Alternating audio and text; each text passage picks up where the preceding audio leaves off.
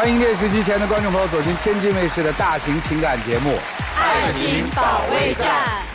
好了，接下来就让我们请出今天的3对求助者，有请。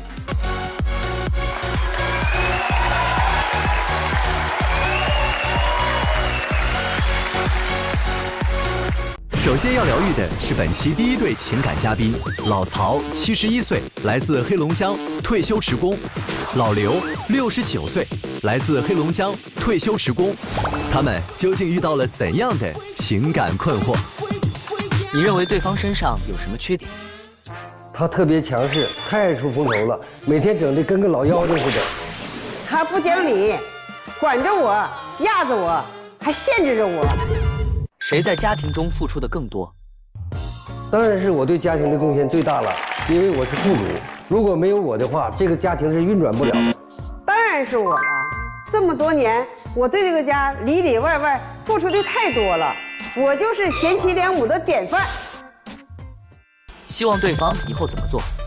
他是一个理想超越现实的人，希望今后他踏实的过日子就行了。多向我学习，少惹我生气。特别像一个老相声啊，叫五官争功，对吧？这是夫妻争功啊。说说吧，怎么这个叔叔就压制您了呢？他这些年吧，他总想摆他那套当官那种架势，指手画脚的大男子主义，所以说我受不了他这一套。以前在企业里面是做领导的，在企业是个管理层的小部门吧，也算小领导。厉害了啊！他怎么压制您呢？怎么大男子主义呢？具体点好吗？啊，哎，这就得从吧，我就说他婚前婚后表现的不一样。好嘛，这得说到多少年前的事儿去了。对呀，得从头说呀。啊，好好好。在处对象的时候，他非常温顺，像个绵羊似的，一点脾气也没有。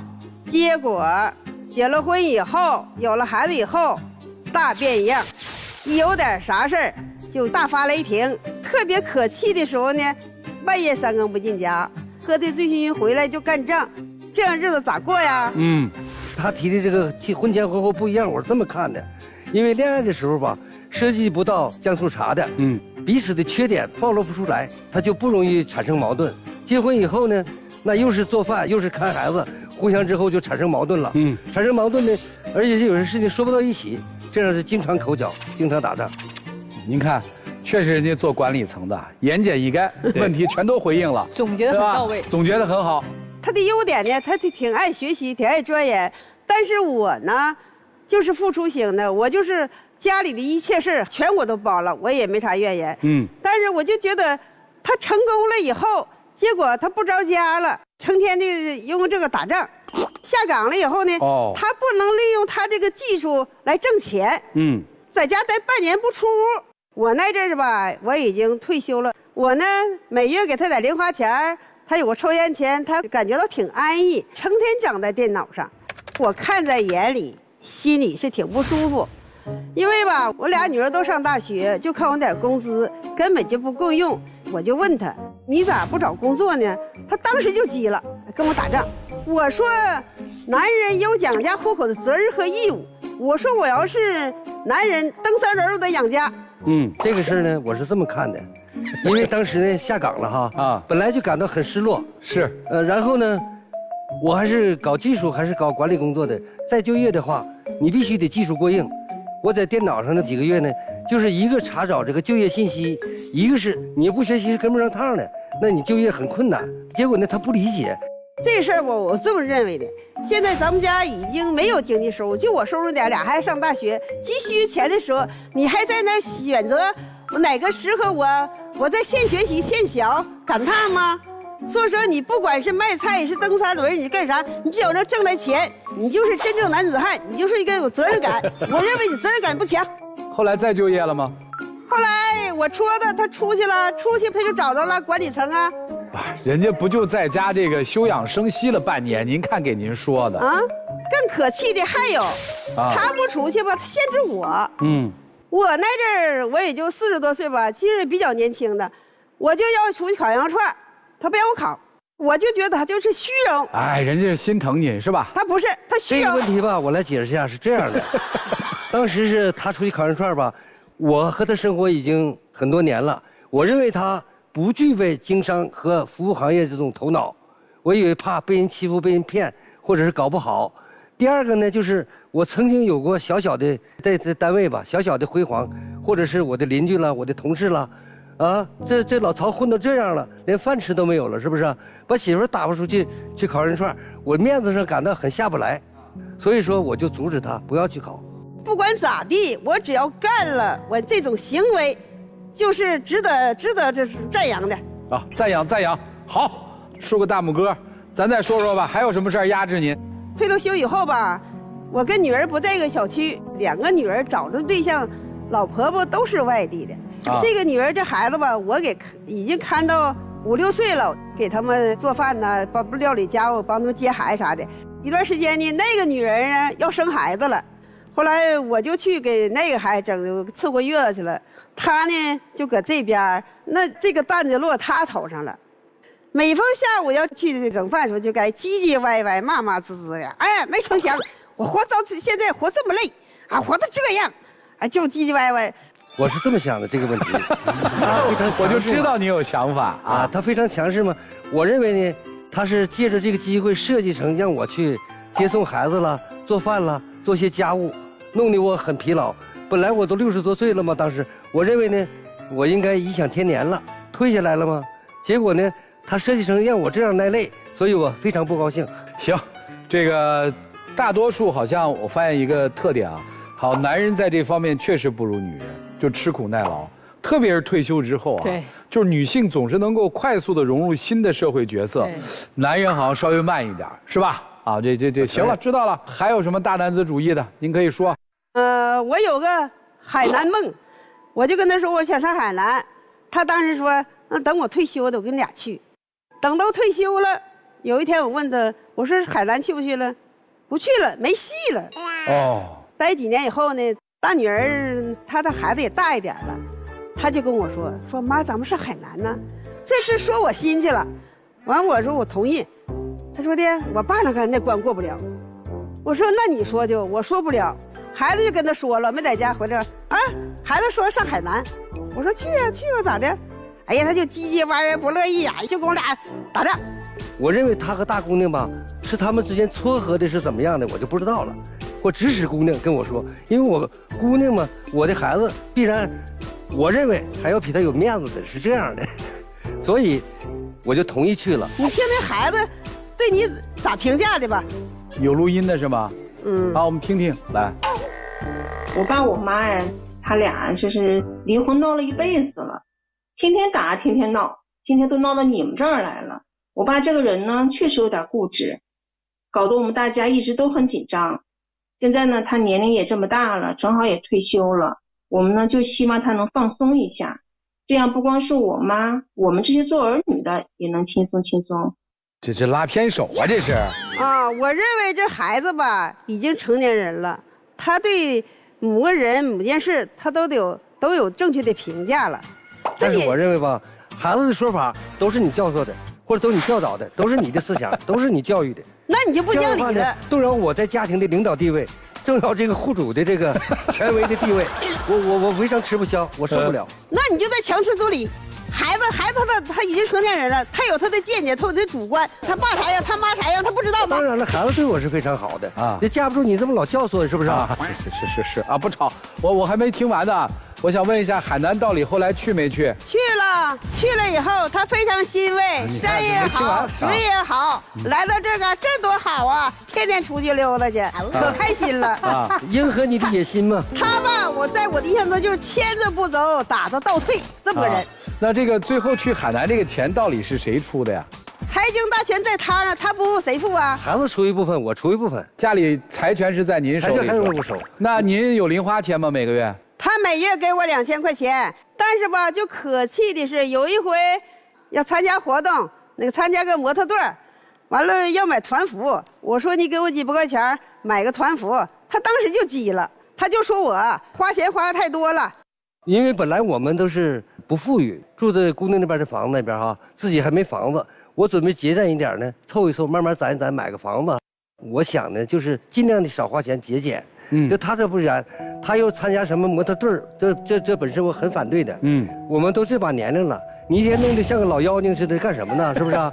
非常的不得体。他老追求现在的时尚，年轻人的一些事儿，什么打卡了、网红了，什么模特了，就搞这一套。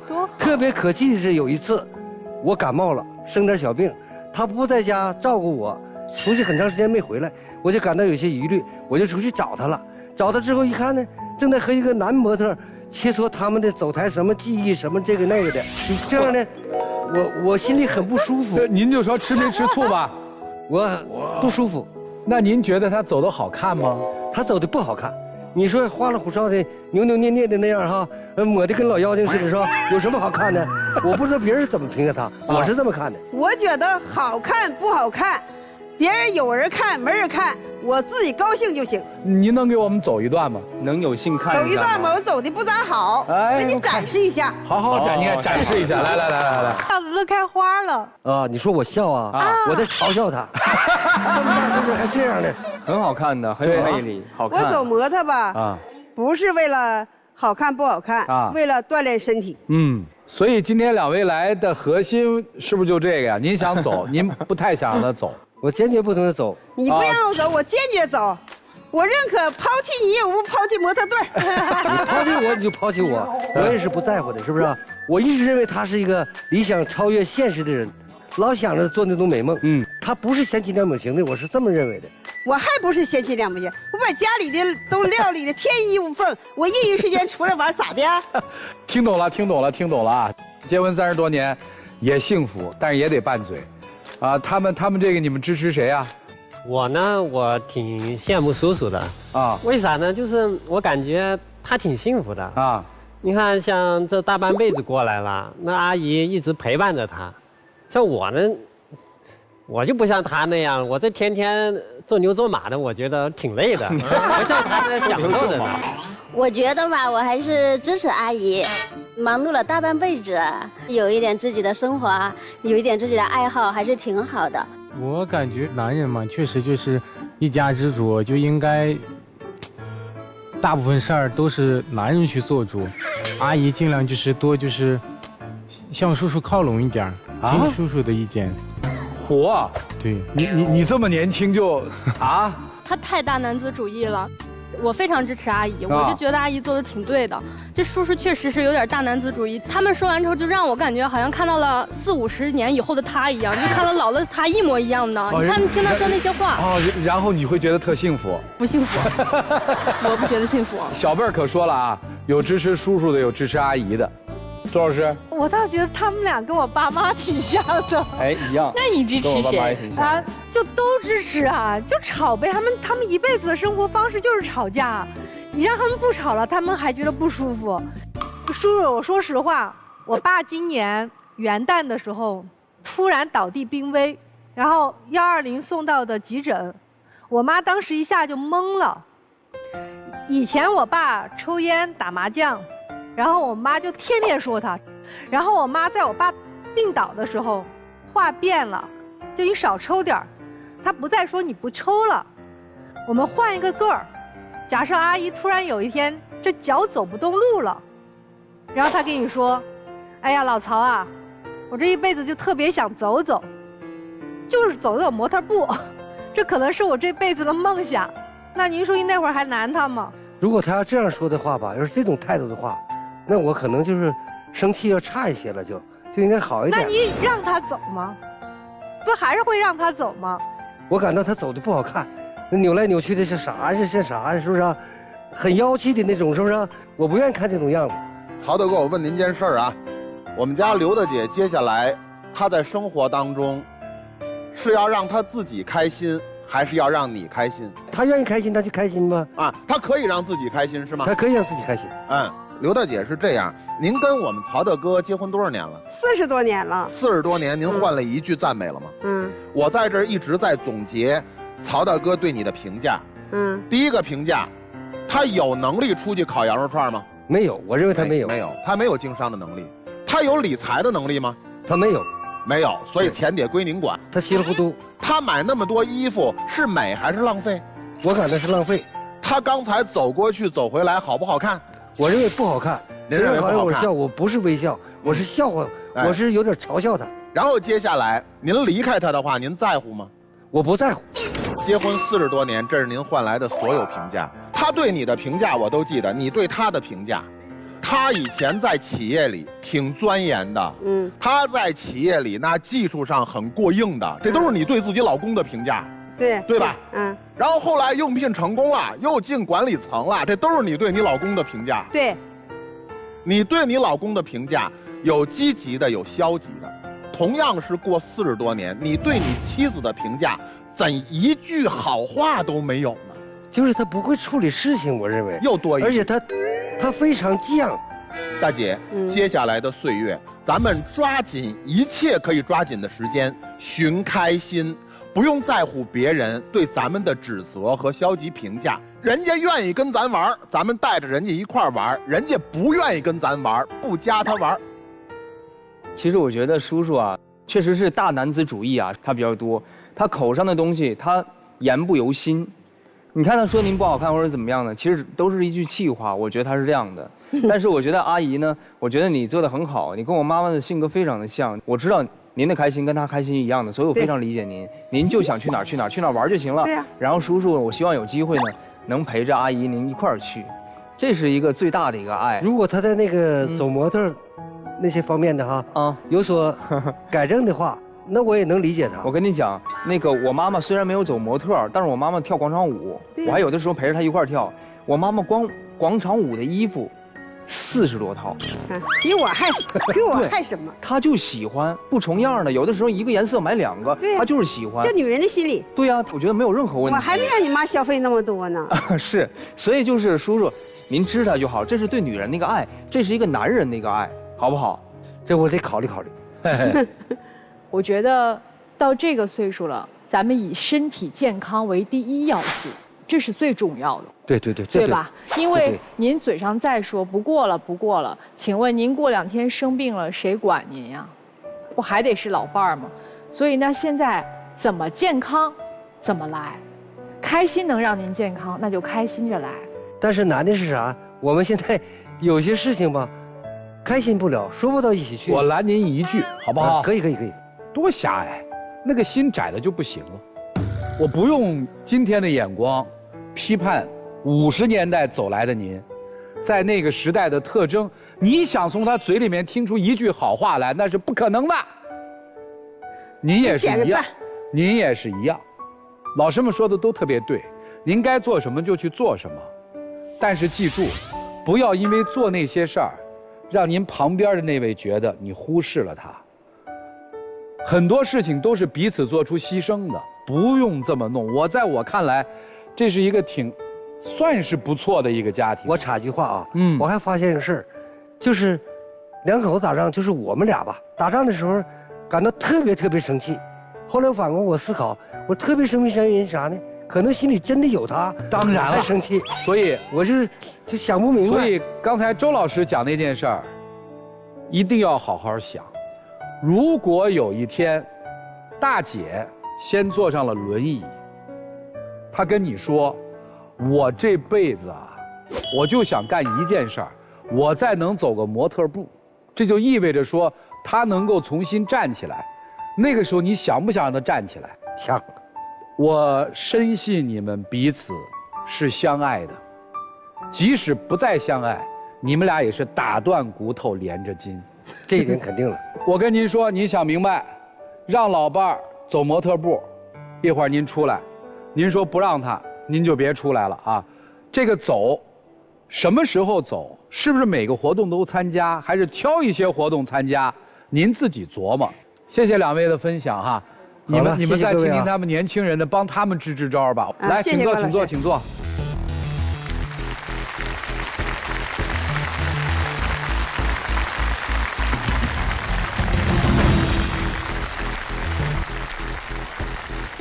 本期第2对情感嘉宾何先生33岁，来自贵州，教师；田女士32岁，来自贵州，无业。那么他们又遇到了怎样的情感困惑？给你的另一半打几分？9分。他是对孩子尽心尽力，就是太忽略我了。5分。他是一个好爸爸，但绝不是一个好丈夫。你觉得你们婚姻最大的问题是什么？婆媳问题吧，不过那都过去很久了，别人都说我是模范丈夫。我们之间早就没有感情了。孩子是你们现在婚姻唯一的羁绊吗？当然不是啦，他是我们爱情的见证。是，如果不是因为孩子，我们早就离婚了。来吧，说说怎么会夫妻之间有这么大的认知差异？发生了些什么？今天呢，主要是我要来这儿的。我跟他认识有11、12年了，结婚也都6年了。我过的日子我觉得挺幸福的，直到上个月我收拾屋子的时候，在那个抽屉里面发现他写的这个离婚协议，那我都带来了。我天！哎，我看见好像预先都已经摁上手印了。我天！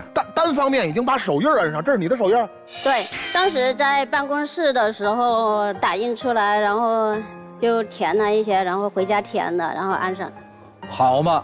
我问了他，他才跟我说是我想离婚已经很久了，就很久之前就有这想法了，所以说我就想不明白了，我也没办法了，现在是。好，这听明白了。先生是带着一个破案的角度来的，是吧？其实我想跟他离婚，也不是1年2年了，事情还都从刚生孩子的时候开始。那时候婆婆不是来给我们带孩子嘛，在带孩子的方式方法上，我们有很多分歧了。那我就跟他说，我说你去跟那个婆婆聊聊，然后沟通一下，然后解决一下这件事情。他就去恶意揣测我的那个意思，他就说，你就对我妈有敌意，你故意找茬。那当时我孩子才出生10几天，然后情绪也没有调整好，所以当时就跟他吵起来了。一吵起来，他就摔门而出了，把我一个人留在那。我出去就是释放一下我的压力吧，反正我回来也不跟你道歉了嘛，我其他也没做。你是回来给我道歉了，但那又怎样呢？你还不是刺激到我了？当时我就毒来了，当天晚上就发了高烧。还有啊，就是我觉得我坐月子的时候，就是那段时间真的特别不开心，都快抑郁了。孩子3个月的时候嘛，她因为一些小事，然后跟婆婆在客厅呢就吵起来了。婆婆突然情绪就激动了，在那破口大骂。那我抱着孩子在屋里，然后把孩子都吓哭了。那当时呢，我就出去跟他们说，我这哄不好，我就跟他们说，我说你们别吵了。然后我又回屋，那回屋之后他们也不听，继续吵。那我就出去告诉他们，我说，那你们出去吵吧。我当时可能语气就大声了一点，然后我就回屋了。那我婆婆把火全撒到了我身上，闯到我屋里，然后一直跟我对峙，之前怎么的。当时我就没有说话嘛，然后我就任由我婆婆在那吵，然后她呢就在客厅那，反正没进来，反正就这样。等到过了一段时间之后，我婆婆、公公他们一家人3个建了个小群。我无意中看他的手机，然后就看到了那个微信的聊天记录。他把当时吵架的所有问题都归结到了我身上。那聊天记录我都把它拍下来，然后到现在都还保存着。那我们看一下呗。那你看一下他的那个聊天记录，那当时不是把所有问题就推到我身上吗？而且还是说他爸爸妈妈和孩子的身体是最重要的。我刚生完孩子了，我的身体都不重要的，那我算啥？我真的不知道，我在这个家里我算啥？不是，人家没说你的身体不重要啊。他没说呀，所以说我完全是一个外人，啥也不算。不是，这不就是儿子安慰一下妈妈，这不是在和稀泥吗？我看完之后。关键是这个事情跟我没关系，他再怎么安慰，为啥说我有错？而且还他没有在上面没有说你任何一句话错误啊。是呀，没有说我有任何一句话错误，但是完全没有提到啊，所以说明在他心里已经没有我这么一个人了。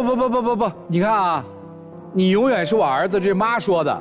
从现在开始，我不会再和3、5的人有任何交集。其实我理解是婆婆指的你，对吧？对，这是他妈妈说的。然后你看你老公是这样给他妈妈回复的：妈，咱家一切现在都挺好的。这个咱家我的理解是包括他了，包括你。我觉得是，你看他们不是，所以那你说这个小磕小绊是指谁呢？对呀，人家小家都很好，没有你的话，哪来的这些小磕小绊啊？所以人家接下来说了，现在你跟爸还有孩子的身体健康对我来说最重要的事儿，这点小事儿不应该生这么大的气，这不就安慰妈妈吗？关键是他事后说我有错呀，他没有说呀，这不是。其实我想要的是他的一个态度，就是想要她对这事怎么看。我希望她能够去跟婆婆好好去沟通，然后把这个事情解决。不可能我孩子以后还会被婆婆在家里面大吼大闹的，然后吓到。我希望她去沟通。在月子当中，这月子仇已经讲了2件了啊。这月子仇好像很多女人说是一辈子的仇，是吧？咱再往下说，还有什么仇，以至于你要写这份离婚协议？我就看他态度都是这样的。那我为了我孩子不会再被吓哭，那我就说，只能不让婆婆来了，就让我妈来给我们带孩子。她呢，也就是3番5次的跟我说，奶奶要来看孩子。那我想了一下，我说，那就来吧。她过来呢，那我就出去朋友家或者是哪里待一下，等她走了我再回家。然后这么说，然后我们就吵了起来。那吵了起来呢，我妈看到我们吵起来了，然后她就过来劝架，她还脾气上来了，就冲我妈拍桌子。说实话，我当时就特别生气，我妈这么大年纪了，还来给我们带孩子，完了她还冲着人拍桌子，等于姑爷和丈母娘也拍了桌子了，这就算还是在堆积嘛。后面呢，我也想着去跟她好好聊一下这个事，那结果呢，她就说。你就是跟你妈故意刁难我，你满嘴的假仁假义，我妈有什么事都往心里憋，你就是爱哭的孩子有奶喝。我想跟她去好好的去沟通我们之间存在的事情，那她这么说了之后，我就觉得完全没必要了。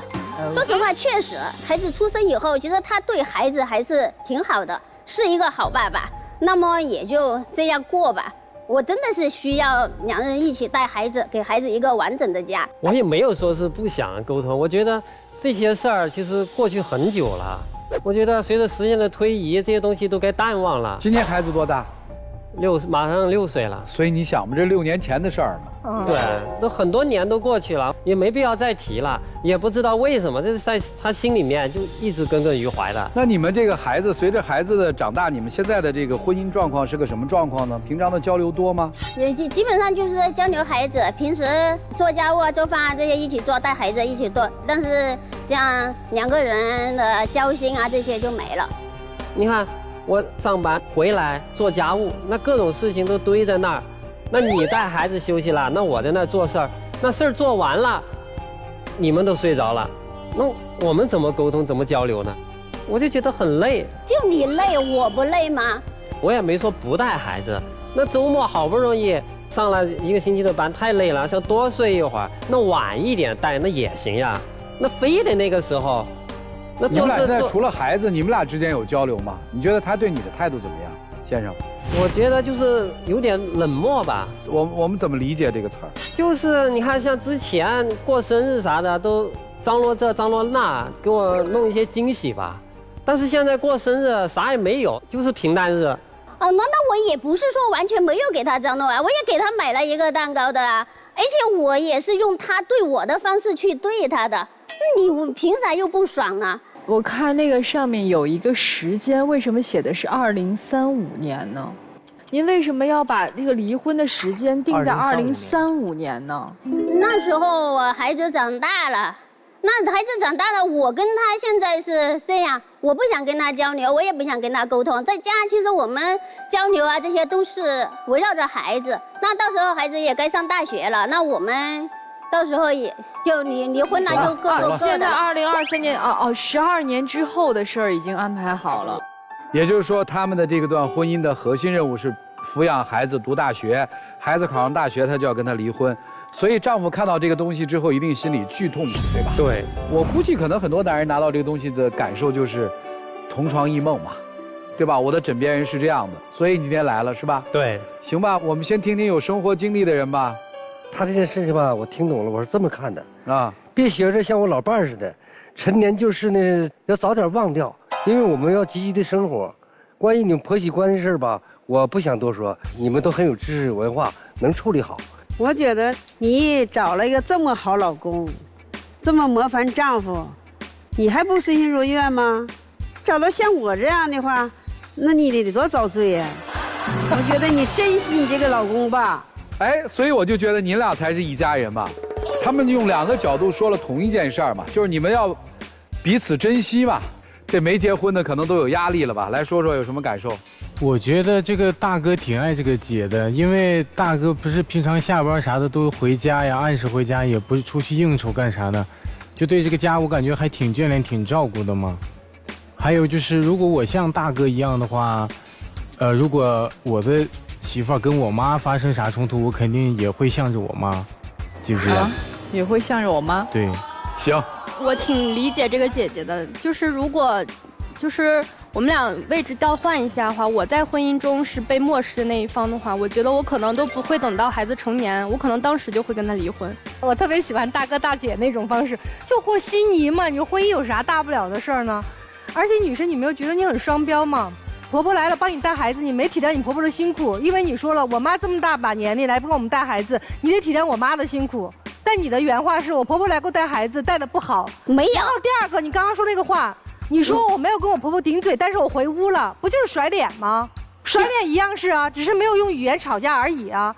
所以，如果你跟你婆婆两个没有发生任何矛盾，她怎么跟她妈干起来？没有，当时是他们不知道是因为一件什么小事吵架的。吵她的呀。他们吵在一个屋子里，那好，孩子才3个月，已经哭了，吓哭了好久。如果是你的老公跟他妈吵架，照理来说你是他老婆，不应该劝他吗？来，老公别跟妈吵了，别啊，消消气儿，老公，妈您别吵了，妈您别了，您对吧？这么大把年龄了，你跟他吵架，把你气着了。我告诉你，如果你婆婆和你老公吵架，这个时候你一定要帮着你婆婆一起训你老公，这是一个多好的机会啊！说实话，我当时才产后3个月。哎呀，我跟你说，哎，你不要说你产后3个月了，谁没生过孩子？我们都生过孩子。我告诉你，产后3个月这都来上班了，一个个坐在这。当时有问题的时候，我跟他沟通了，但是他是以一个恶意的揣测我的。听我说，作为一个中间人，我来告诉你，现在你过了6年痛苦生活的根源在哪里？你不要说他很痛苦，你不痛苦吗？6年你没有得到过温暖，你不亏吗？你们2个人在现在夫妻关系上面，每个人都有问题。你的话是说他对我不好，所以我也对他不好，我就这么冷着呗，我也不想搭理他，我也不想管他。那你回到这个家，你不觉得冰冷吗？你不觉得痛苦吗？那同样对于丈夫来讲也是一样的呀。你妻子的情绪你没有关注到啊，你们2个依然在干仗啊。你说他对我冷冰冰的，那你对他不是冷冰冰吗？你们2个人都是在你们的婚姻当中选择消极对待。这边人家都60多快70了，人家也没有消极对待生活，你才30多。所以想要把这个家的温暖重新捡回来，你不妨温柔一点跟他讲，婆媳问题翻篇了，孩子6岁马上上小学了，那好，咱们2个应该怎么做？你何必把离婚协议写出来了？你不如写家庭合约。第一个，回家来要微笑；第二个，回家来以后跟老婆说老婆辛苦了；第3个，晚上睡觉前抱一抱。先定最小的合约嘛，每天就花3分钟，给拥抱，给温暖，给关心，才能把一个冰封的关系变成慢慢松动的关系。否则的话，你们只能永远痛苦下去。干嘛？干嘛？哦，得嘞。妹妹，我们大家也没有在说你，没有在曲解你，只是想让你过得更好。如果一个人，当他自己知道自己的死期的时候，就像你们的婚姻一样，那你说这个人多痛苦啊！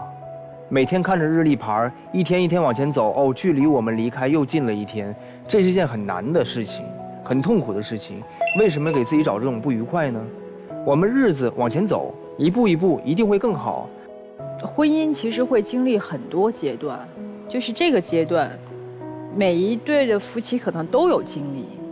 就是那句话不是说的特别好吗？说这个结婚的夫妻呀，有无数次都是走在去买菜刀路上想砍死对方，结果在去买菜刀的路上看见了对方喜欢喝的豆浆，就忘记了买菜刀，改为了买豆浆，对吧？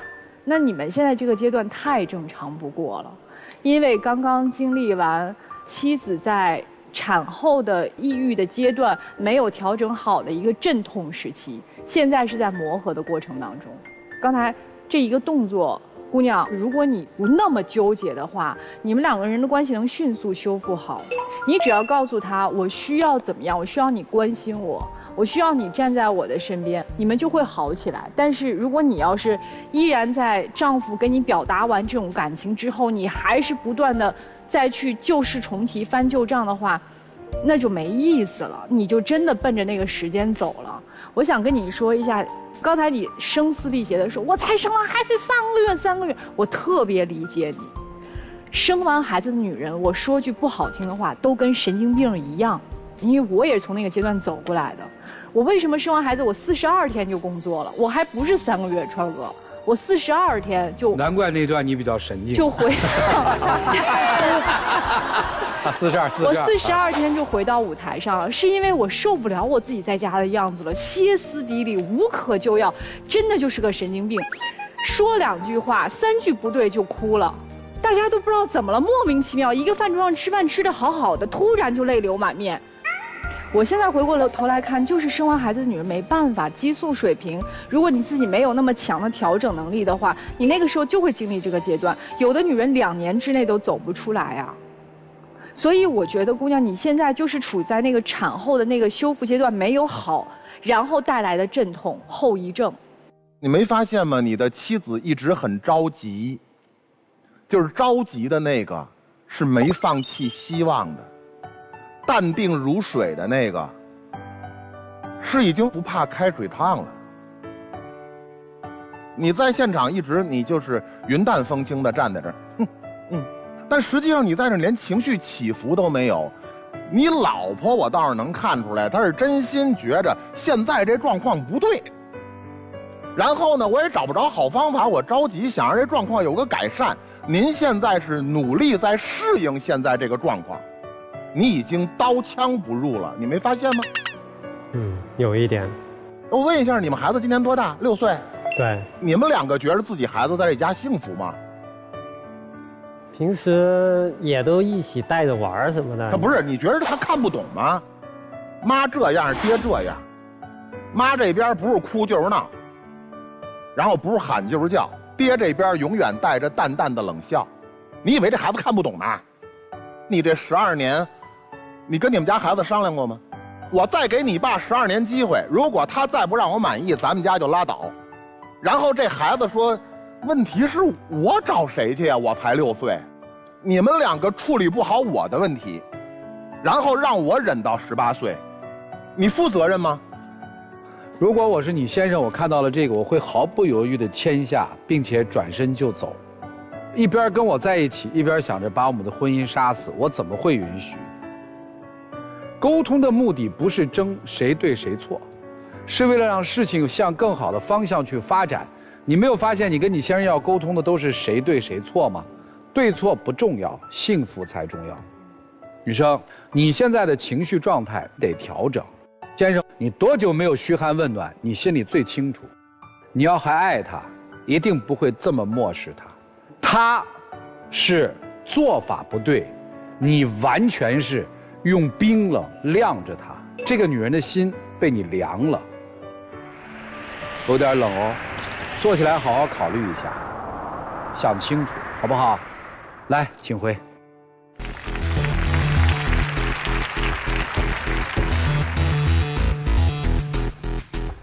本期第3对情感嘉宾小刘，22岁，来自内蒙古，学生；小郭，22岁，来自内蒙古，学生。那么他们又遇到了怎样的情感困惑？如何评价这段感情中的自己？我觉得我现在就是一个没有尊严的嫌疑人。我就是一个可有可无的备胎，谁都比我重要。太强势，太敏感，还不懂得尊重我。不分主次，没边界感，虚伪还敷衍。你希望对方怎么改变？多听我话，小鸟依人一点就行。远离狐朋狗友，真爱女朋友。来说说吧，反正非常敏感的会发现，好像男生跟女生边界不清，是吧？要不然女朋友不会这样。咱从哪开始说？就是我俩是那个高中同学，然后是在大学的时候在一起的。他这个人，他太大男子主义了，然后他生活中的任何一件事情，任何一个人都可以比我重要。就是我永远是他的那个 B 计划。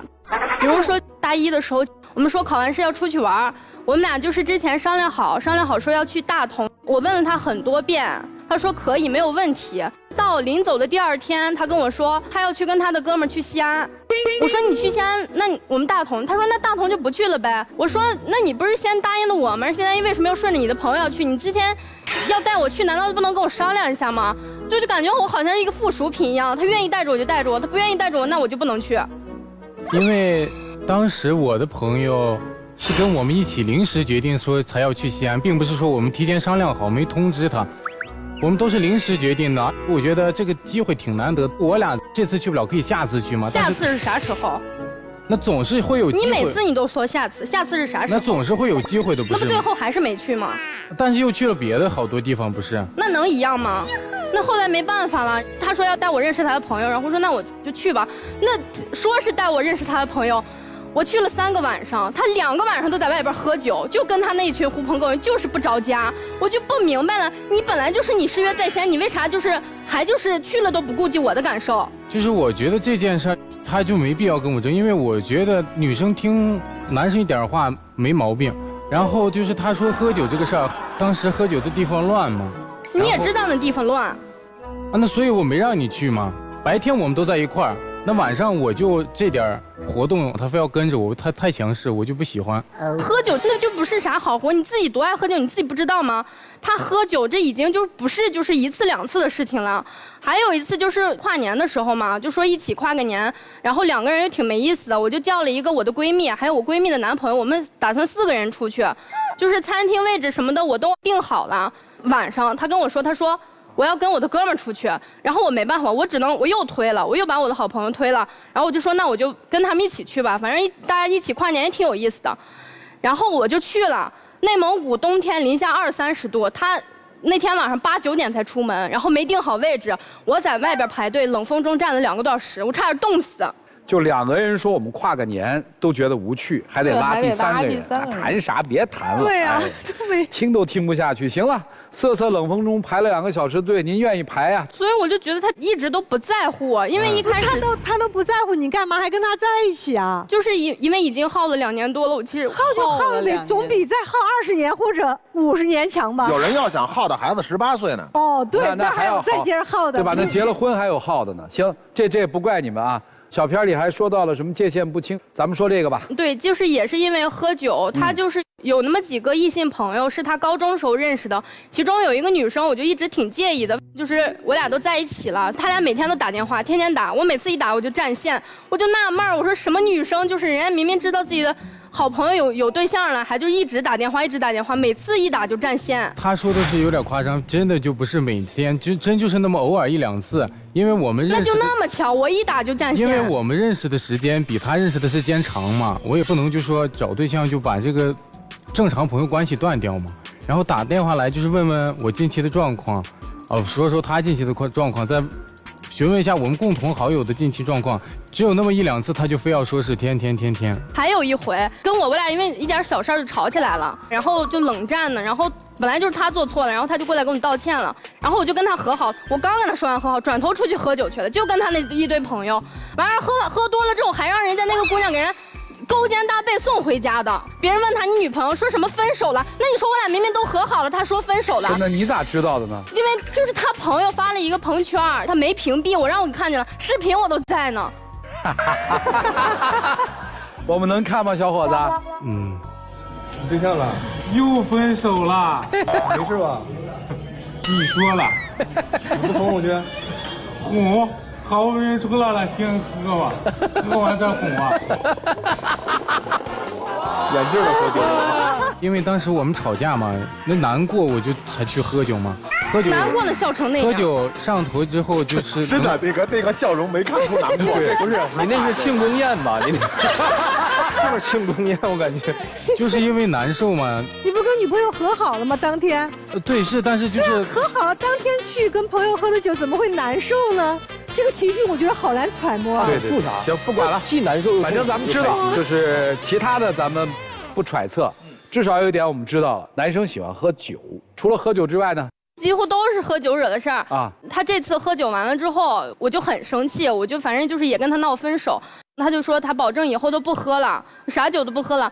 然后他有一天就又要去，他说班里组织的没办法推不了，我也同意了。我说那你去吧，我说那你去了之后就给我打视频，这视频确实也给我打了，就视频打过去，我就怕他就是一开始就是给我打的时候没有，但是可能打完了有，因为就是感觉我对他就没有信任了。他打完视频，他隔2分钟给我打一个电话，隔2分钟给我打一个电话说你啥时候回啥时候回。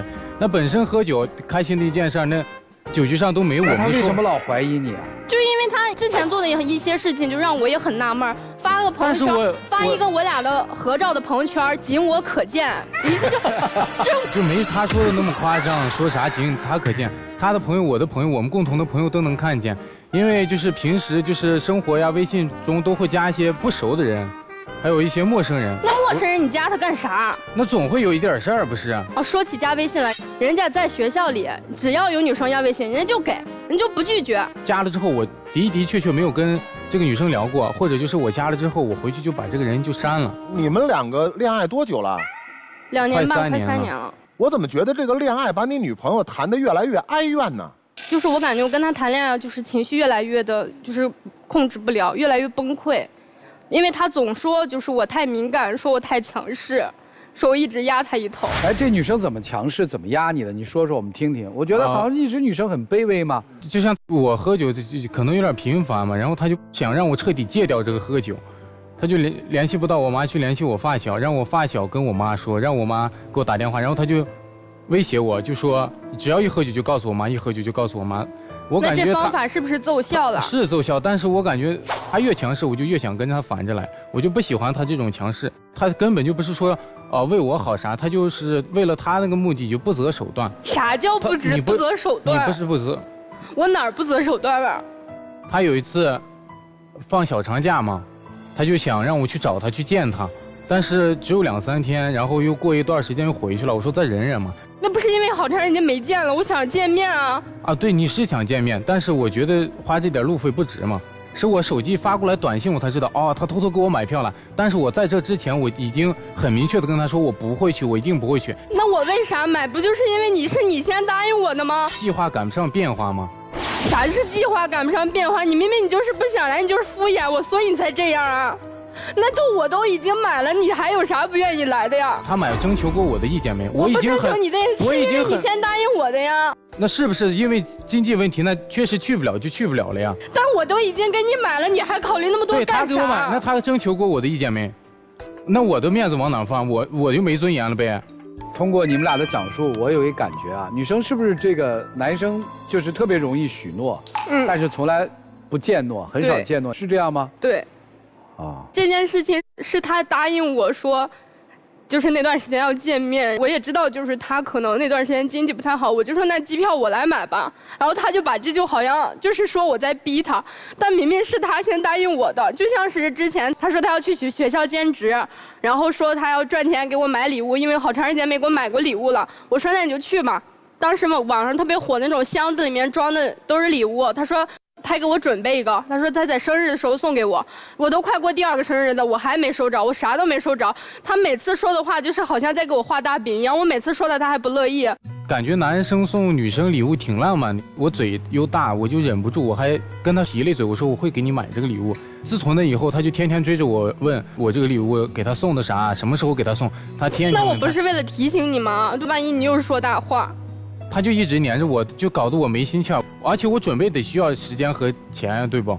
我在乎的是你给我买吗？那些东西我自己赚钱不能买吗？我在乎的是一个态度。今天来我看那个小片里，你们对对方提了很多要求哈。如果说只能实现一个要求的话，你会向男生提一个什么要求？我希望他以后别喝酒。男生会给女生提一个什么要求呢？我觉得就是互相相信嘛，别太敏感，信任我，是吧？对。来吧，有经历的长者。我对家庭生活和爱情的嘛有这么个感觉，如果要想真心搞恋爱的话，那么你就要有诚信，这是最关键的一点。你们现在还没达到结婚那种程度，没涉及到生活，你们就用吵吵闹闹。我觉得将来就结了婚，像我们是这样幸福吗？我觉得你长痛不如短痛。好，听明白了，劝你们分呐。这大兄弟，我觉得我挺羡慕他的，至少那女朋友还能就是随时关注着，不像我就是个工具人吧，就感觉就是一天就是在那眼前晃，啥事儿也没有。我觉得应该珍惜一下。其实我觉得吧，我觉得妹妹哈，在没结婚之前发生那么多事情，我觉得早做决断。好嘛，两个女性都给的意见是分了吧啊？来，小鹏老师，分了吧。在你身上我看到的全是跪在地上祈求，特别是谈恋爱阶段，我觉得大学的男生跟女生谈恋爱，男生心里只要有女生，怎么着都会想尽办法的去跟她见面，因为我想她，我就愿意过去见到她。所以女生算了吧，讨来的东西绝对不会香。就是最后一个问题，就是最后你要给你男朋友提一个要求，提什么要求？别喝酒。你利用最后一个问题还想管你男朋友？你男朋友给你提个要求吧，给我多点信任和自由，但意思是别管我。你已经管不住他了，你已经动用了他的发小来管他，你已经动用了他的妈妈来管他，你已经动用了所有的一切来管他，但是你管不住他，不想让你管。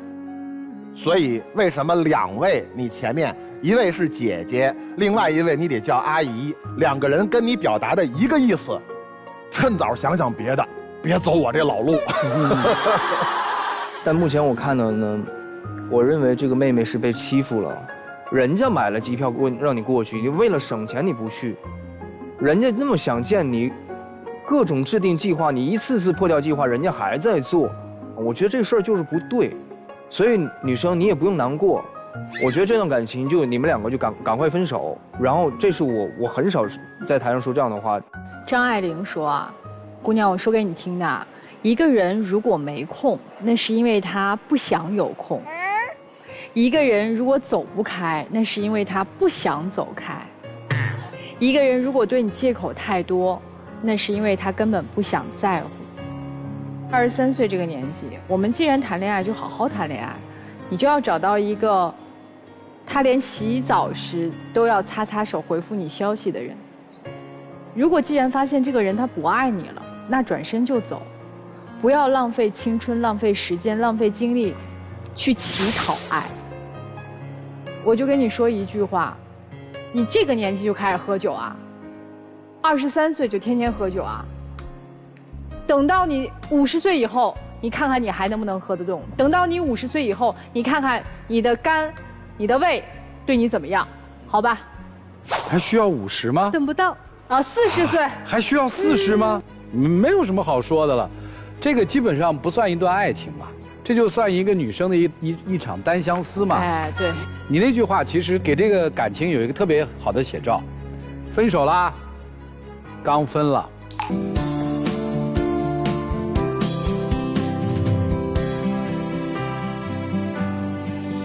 祝两位身体健康，心情愉快，好吗？谢谢两位，请回，请回，请回。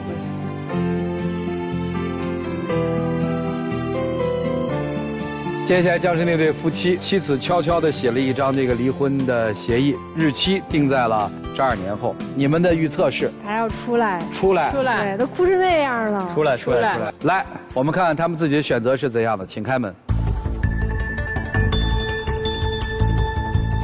嘿嘿。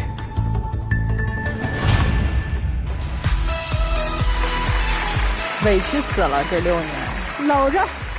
接下来我们要见证属于这对夫妻的浪漫时刻，各位请见证。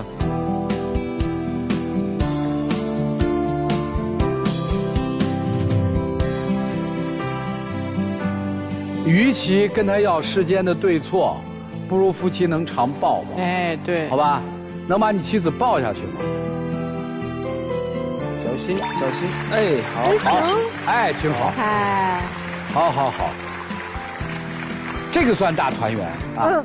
电视机前的观众朋友，本节目的唯一官方报名热线是0223606301，情感困惑的观众可以来电报名，不收取任何的费用，小心被骗。这对年轻的会不会分开？姑娘能不能觉醒吧？你们就说能。来，我们看看他们自己的选择，请开门。没有吧？没有。好，新觉醒年代，这个挺好的，挺好。然后正好把这个带这对夫妻也撕了啊，这离婚协议给撕了，把这个撕掉看起来是个仪式啊，其实把我们今天这个节目里面想说的话全部藏在这儿了。是的，所有的不好撕碎了扔掉，让所有的开心围绕在我们的左右。电视机前的观众朋友，感谢各位收看了又一期的《爱情保卫战》。本节目由葵花药业独家冠名播出，修护胃黏膜认准葵花胃康灵。谢谢大家的收看和陪伴，我们下期再见，谢谢大家。